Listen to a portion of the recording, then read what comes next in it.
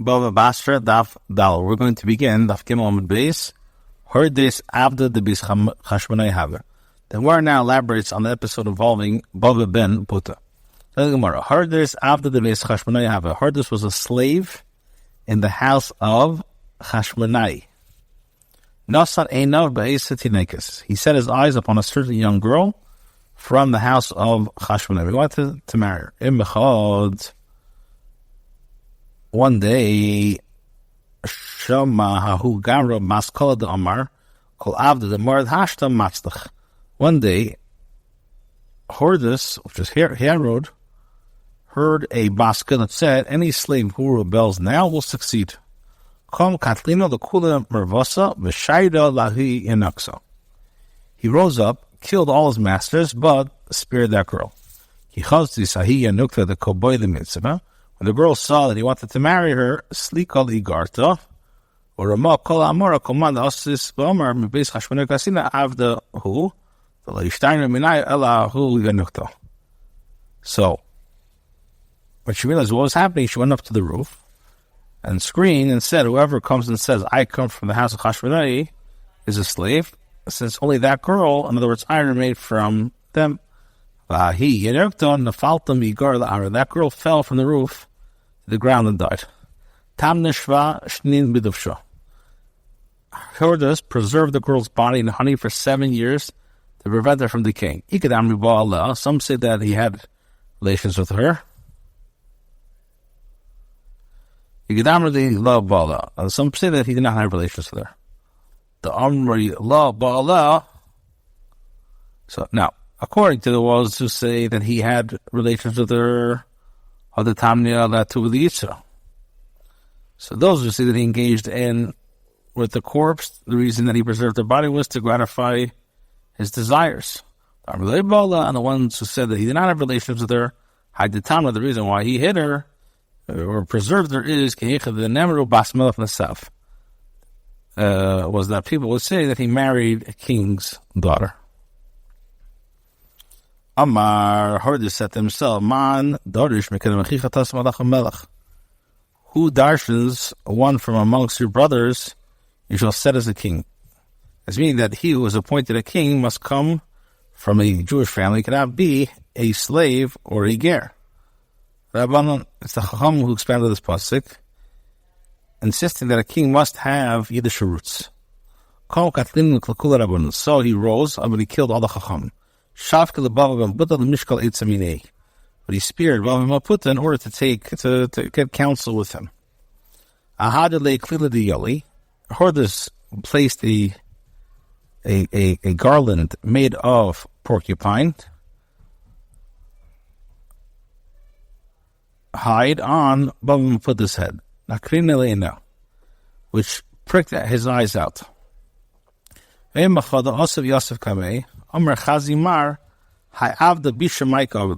day, Hordus came and said before him, this is who he was, in order to test him, and he said, my master, what this evil slave Hordus is doing?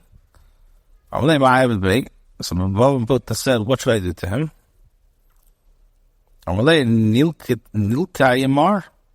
He told the master should curse him. He said, Bava Basra said, do not curse a king, not even in your thoughts. So Hordus said about himself, he's not a king, since he rules illegally. But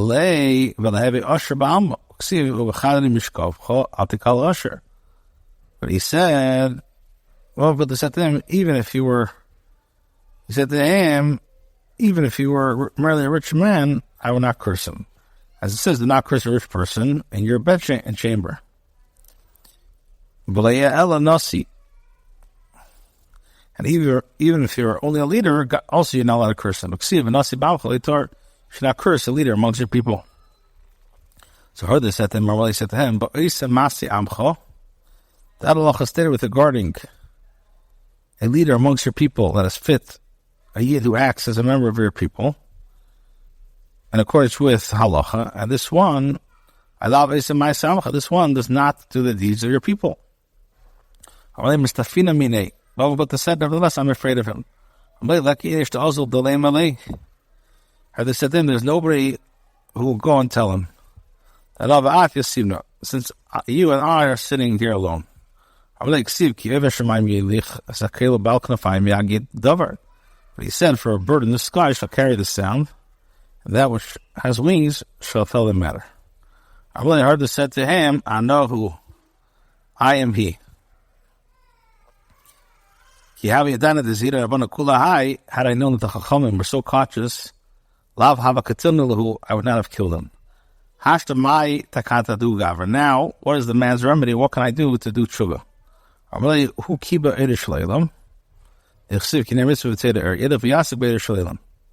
So Bava Buddha said, he who extinguished the light of Teda, the light of the world, by killing the Chachamim, it's written for the mitzvah is a lamp, and the Torah is his light, shall go and occupy himself with bringing light into the world. As it says, and all the nations shall flow onto it. There are those who say that this is what he said to him. He who blinded the eyes of the world, as it says, and if by the eyes of the congregation, he shall go and occupy himself with the eyes of the world. As it says, I will desecrate my temple, the pride of your strength and the light of your eyes. I heard this said to him, I am afraid of the Roman government. They will not permit me to make changes in the Beis Hamikdash. But they said to him, send a messenger. Send a messenger who will travel for a year. And remain there for another year. And yet another year to return. In the meantime, you can demolish the Beis Hamikdash and rebuild it. However, he did so. Eventually sent a message to her this from Rome. If you're not yet demolished the Beis Hamikdash, do not demolish it. If you demolish it, don't build it again. And if you did demolish or rebuild it, you are counted amongst those who acted wickedly, and see, counts only after they've already acted. If you are armed and in command of a military force, your book, in other words, your record is here. You are neither a king or the son of a king. Hordis, but rather her is the slave who made himself a free man.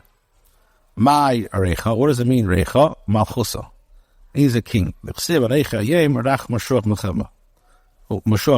I am today a tender and anointed king. If you say, and they cried before my Abrech. Amri the Chacham say, Mishlei Ra Binyan heard this, one who has not seen or heard this building, Ra Binyan no miyadmav, has never seen a nice building in his lifetime. But my banye, with what did he build? With stones of white and green marble. Those who said he built with stones of blue. Shisha o marmara. On green and marble. Apik sofa v'ayo sofa. Alternate rows of stones sent down on the edge a bit, and ensure in the edge a bit, so that they should better receive the old, receive and hold the plaster. Several of the mishan bahadahava, consider covering with gold. They said, leave it, do not cover with gold, like a shepherd's face, since it's more beautiful this way. The mersiki idivoisa the yama, as it looks as the waves of the sea. Right? How did the Bava Bar Putta give advice to Hordis, the Rosh? What reason was Daniel punished? Because he offered advice to Nebuchadnezzar as after sharing a harsh prophecy with him. Like it says, Lahan Malka, Milki Shparlach, Chatas Bitzit Purach. Av Yosef B'Michan Anyan, Hein Tahavi Arkel Shlei Bosach, a gamer. It says, therefore, O king, let my counsel be acceptable to you, that you your sins with charity and your sins with graciousness to the poor, and there may be lengthening of your prosperity. And it's written, Kol Matal Al Malka, and all this came upon King Nebuchadnezzar, it's written, and at the end of 12 months, only after a year was the prophecy fulfilled, but not before that. Apparently because Nebuchadnezzar listened to Daniel's advice. So the answer is, if you want to say a slave, like her, this is different, since he's obligated in the mitzvah, so therefore Bava Basra had to help him do tshuva. Or if you want to say that the Beis HaMikdash is different, as without the help of the government, it would not have been built. Further, the Gemara of Daniel, and according to, and the Gemara asks, but from where do we know that Daniel was punished? No one to Anish. If you want to say, and it says that Esther called for Hasach, Hasach is Daniel, Hasach is Daniel. So the Gemara says, this is well according to the one who says that Daniel was called Hasach because they cut him down from his greatness and turned him into a minor attendant. According to the one who says that he called Hasach because all governmental matters are determined according to his words, Mike, what are you going to say? That they threw him into the den of lions. Okay, so now the Gemara says, in a place where it's customary to build a wall of non-chiseled stone or chiseled stones or small bricks or large bricks, they must make the mechitza of that material. What does it mean, hakel, or what does it come to include? It serves to add a place where it's customary to build a partition out of palm and laurel branches. In such places, the partition is built from those materials. The Gemara teaches the figure, therefore, if the wall falls, if the wall falls, the assumption is that the space where the wall stood and the stones belong to both of them to be divided equally. The Gemara says, Pshita, the Gemara questions the need for this ruling. Isn't it obvious that this is the case since both neighbors participate in the construction of the wall? So it's necessary to teach the halacha for a case where the entire wall fell in the domain of one of them. Alternatively, it's necessary in a case where one of them already cleared all the stones into his own domain. You would say you would say that the other party should be governed by the principle, the burden of proof rests upon him. That is, if the other party should have to prove that he had been a partner in the construction of the wall. Therefore, teaches us that the chazakas have been partners in the building of the wall, and neither requires any further proof. The Mishnah says, and similarly with regards to our garden, they're in a place where it's customary to build a partition in the middle of the garden, jointly owned by two people, and one of them wishes to build such a partition. We obligate him to build it, to join the neighbor to build it. So the Gemara says, this itself is a question. Amr, he said, which is which is mashmah stama. We do not obligate him to build the partition. For the Gemara, look at the sefer of the Mishnah.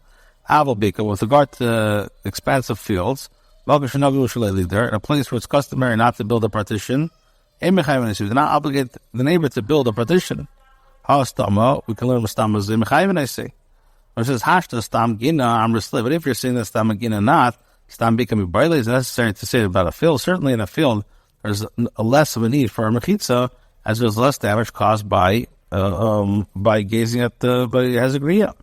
Rabbi says, this is what the Mishnah means to say. Chen stam gina, and similarly with regard to an ordinary garden, and a place where it's customary to build a partition expanse of a field. What does it mean, but? Now,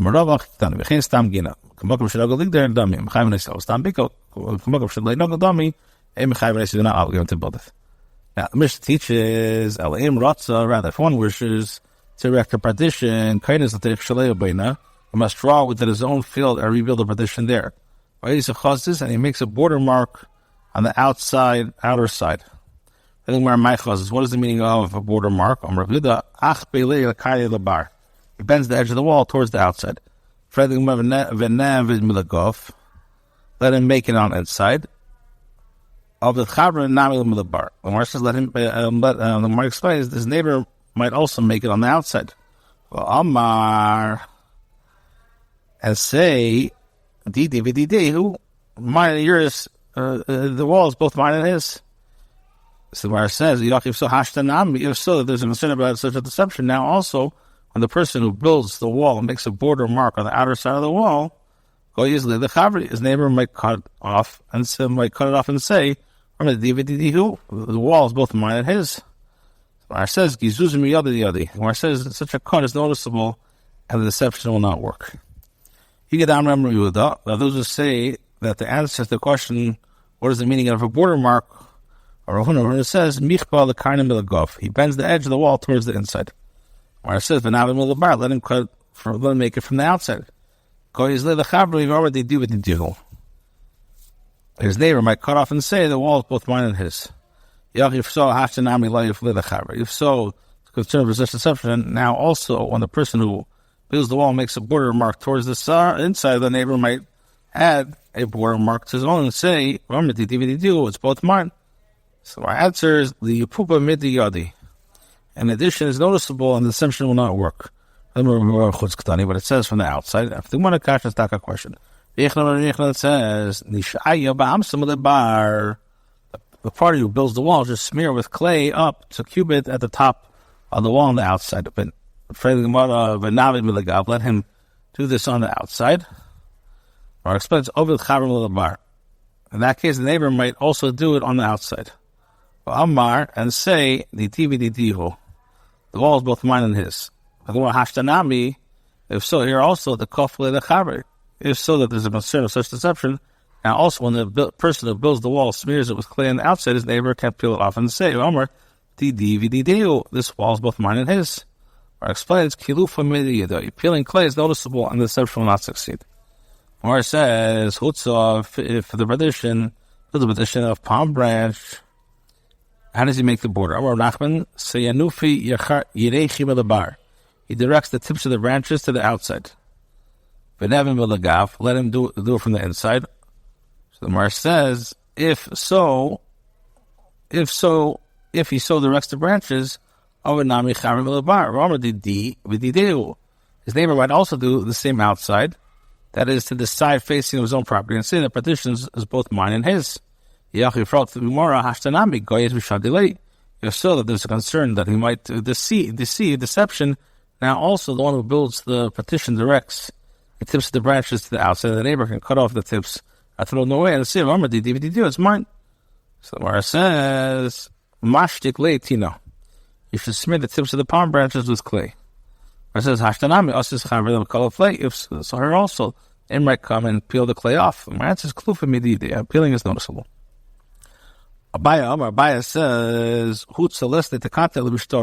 one who builds a partition of palm branch has no remedy to prove who erected except with a written document. The neighbor should draw up a document stating that he has no claim to the space or to the partition because they belong exclusively to the other neighbor. And nevertheless, in a place where it's not customary to build a partition between two people, if they made a partition with an agreement of both of them, they build it in the middle, on the property line, and make a border to mark on one side or the other side. Therefore, if the wall later falls, the chazaka is that space where the wall stood, the stone belonged to both of them and should be divided equally. Either this one or that one should make such a border. Rashi said to him, no, it's ruling. It's necessary. Where one of them went ahead, made a border mark for himself, that if the neighbor does not make one as well, the first one will say that it's entirely his. Now, the Tano, and this Tano, the Mishnah, is teaching us a thing for a swindler. So Rashi said to him, is the Risha not? Case teaches us the one who builds a wall should make a border mark to include, dedicate to the wall is his. So he says to Bishlam, mainly in the first case of the Mishnah, if one wishes to build a partition between his own field and that of his neighbors, he does so on his own expense and his own land. And Tanadina, he taught this din, Mishum din Tanatakanto. He taught this remedy to be used against a swindler. So the Lord says, Mishum din Tanatakanto, but does he teach the halacha in the later clause? So that he teaches a remedy to be used against the Ramai. Here we're dealing with palm branches. Palm branches no remedy to prove who erected except with a written document. Sagi teaches us that the border mark suffices.